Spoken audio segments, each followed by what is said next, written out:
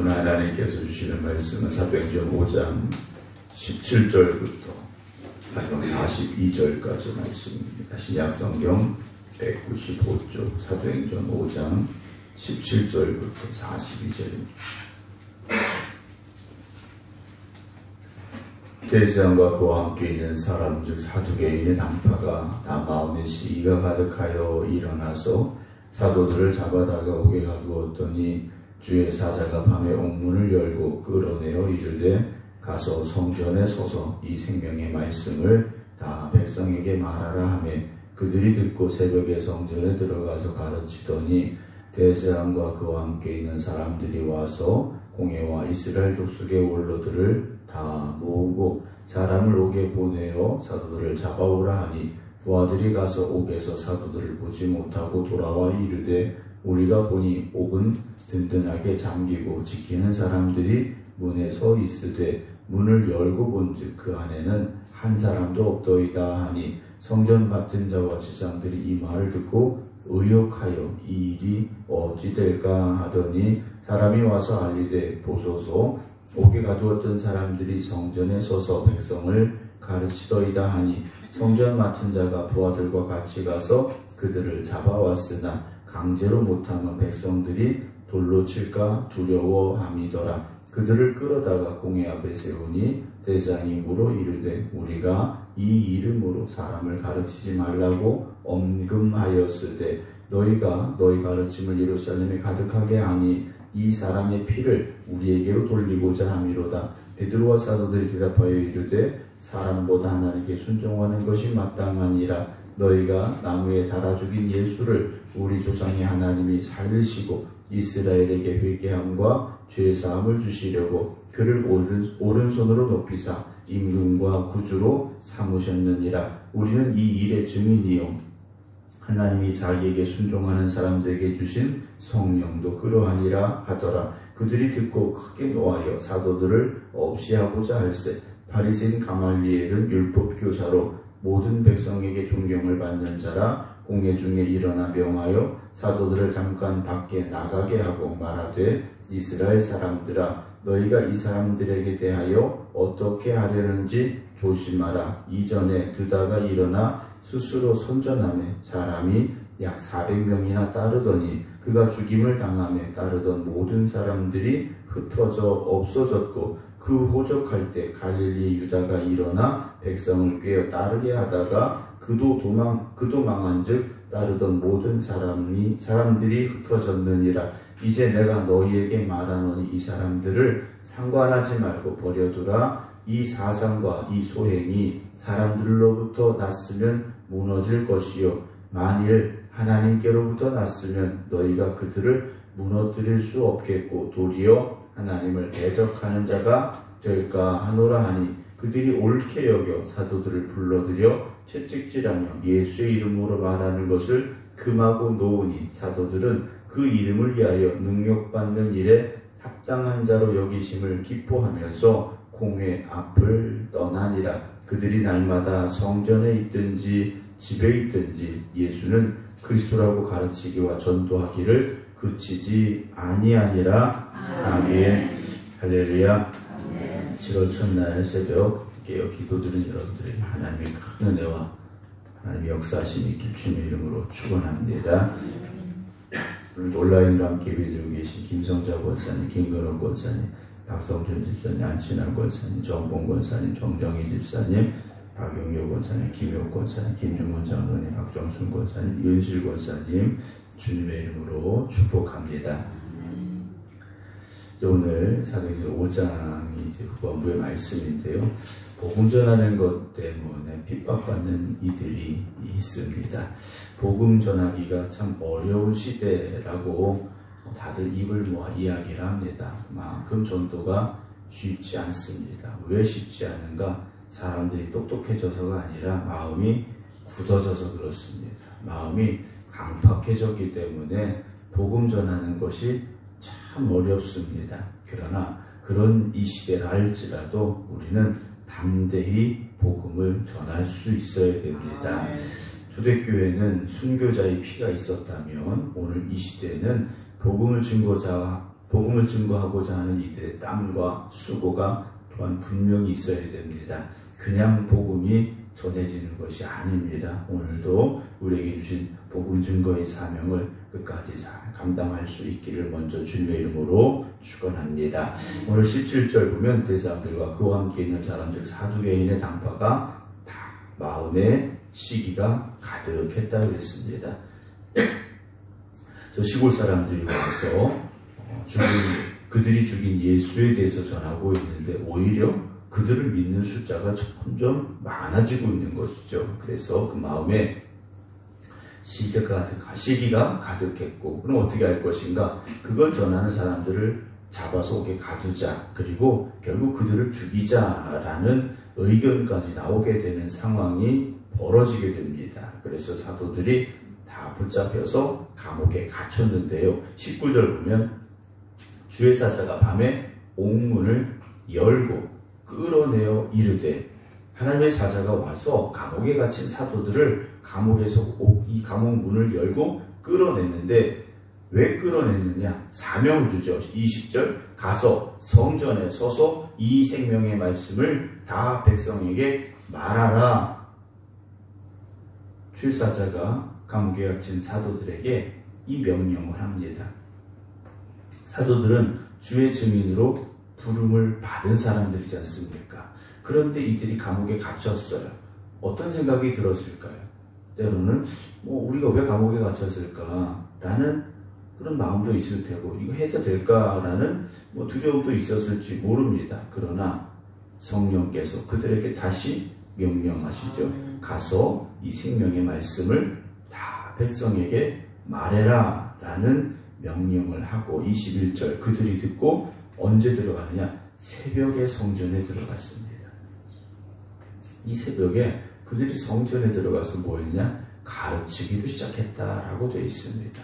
그 새벽에 누가 있을까? 우리는 생각할 수 있겠죠. 그러나 성령께서 이끄시는 곳에 복음을 들을 사람들이 있고 우리가 전해야 될 사람들이 있음을 믿으시기 바랍니다. 그래서 복음을 얻든지 못 얻든지 어느 곳에서든지 우리가 힘써 전해야 되는데요. 이런 상황 속에서 감옥의 사도들을 가둔 사람들은 여전히 감옥에 갇혀 있는 줄 압니다. 그래서 감옥에 가둔 그 사도들을 끌어와라, 잡아와라 했더니 22절에 부하들이 가서 옥에서 사도들을 보지 못하고 돌아왔습니다. 보고를 하는데 23절 우리가 보니 옥은 든든하게 잠기고 지키는 사람들이 문에 서 있으되, 그 감옥을 지키는 사람들은 사도들이 밖에 나간 줄도 지금 모르는 상황이 됐더라는 거죠. 전혀 밖으로 나갔다라는 것을 생각할 수 없는 상황이었다라는 겁니다. 그런데 문을 열고 보니까 안에는 한 사람도 없었다라는 거죠. 그랬더니 24절에 성전 맡은 자와 제사장들이 이 말을 듣고 의혹하여 이 일이 어찌 될까? 도대체 이게 어찌 된 일이고 또 이 일이 어떻게 될 것인가 생각하게 됐죠. 25절 그런 상황에서 어떤 사람이 와서 말합니다. 옥에 가두었던 사람들이 성전에 서서 백성을 뭐하고 있습니까? 가르치고 있다는 거죠. 천국의 복음을 그들이 전하고 증거하고 가르치고 있다는 겁니다. 26절에서는 성전 맡은 자가 부하들과 같이 가서 그들을 잡아왔으나 강제로는 못 끌어왔죠. 백성들이 돌을 들어 칠까 두려웠다라고 되어 있습니다. 27절에 결국 사도들을 끌어다가 공회 앞에 다시 세웠는데 대제사장이 묻습니다. 우리가 이 이름으로, 즉 예수의 이름으로 사람을 가르치지 말라고 엄히 금하였는데 너희가 너희 가르침을 예루살렘에 어떻게 했습니까? 가득하게 했다라고 되어 있습니다.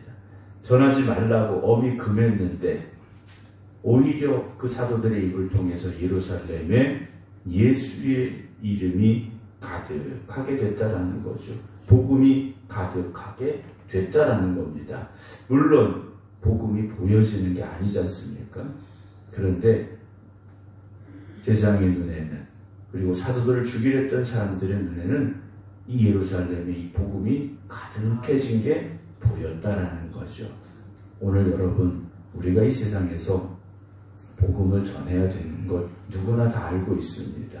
그런데 아까 말씀을 드린 대로 사람들의 마음이 강박하니까 복음 전하는 것이 어렵고 그러다 보니 우리도 복음을 전하지 않는 상황이 되어지고 있다라는 거죠. 그러나 힘써 복음 전하시기 바랍니다. 이 생극 지역에 복음이 가득해야 됩니다. 이 지역에 예수의 이름이 가득해야 됩니다. 물론 그들이 다 예수를 믿고 구원받고 그런다 우리가 확신할 수는 없습니다. 그러나 그들이 듣든지 아니 듣든지 믿든지 안 믿든지 그들이 교회로 오든지 안 오든지 여러분 복음 전하시기 바랍니다. 그래서 생극 지역에 예수의 복음만 가득하게 되는 역사가 속히 오게 되기를 주님의 이름으로 소망합니다.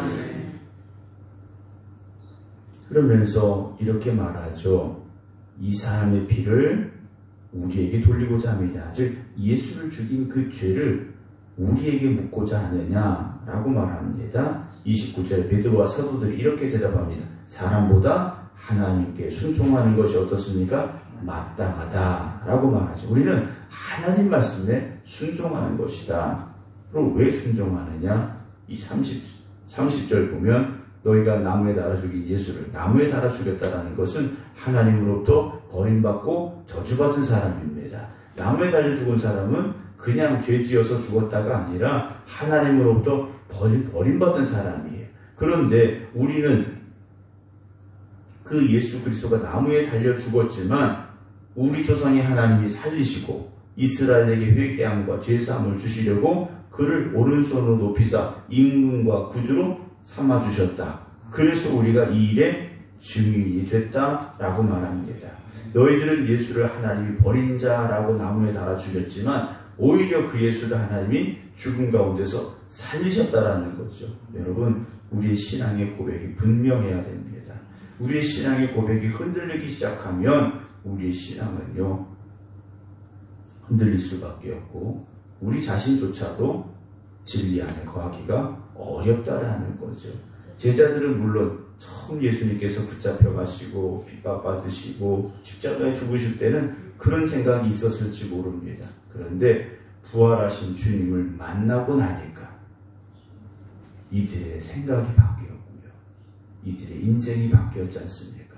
오늘도 우리가 그저 교회 다니는 사람들이 아니라 부활의 주님을 만난 복음의 증인들이 될 수 있기를 주님의 이름으로 축원합니다. 이제 큰일이 난 겁니다.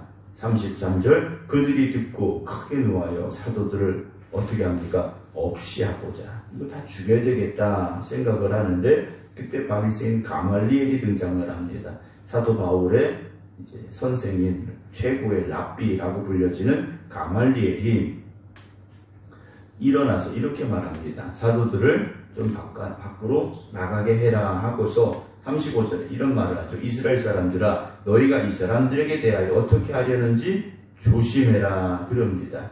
그러면서 과거에 있었던 일들을 예를 드는데 36절에 이전에 드다가 일어나 스스로 선전하며 사람이 약 400명이나 따르더니 그가 죽임을 당하며 따르던 모든 사람들이 흩어졌고 드다라는 사람이 일어나서 사람이 약 400명씩이나 모였었는데 드다가 죽고 나니까 그 사람들 어디 갔는지 다 없어졌고 37절에 호적할 때 갈릴리의 유다가 일어나 백성을 깨어 따르게 하다가 그도 망한 즉 따르던 모든 사람들이 흩어져 버렸다라고 말합니다.